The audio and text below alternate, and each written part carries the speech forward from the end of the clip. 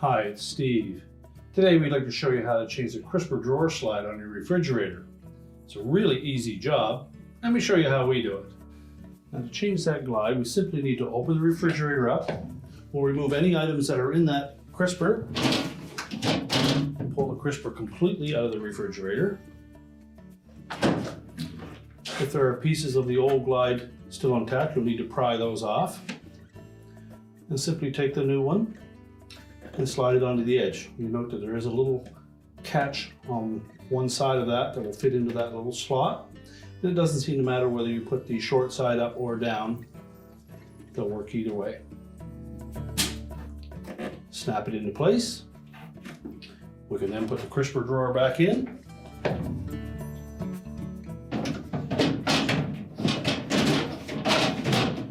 Make sure it's fully closed. And our repair is complete.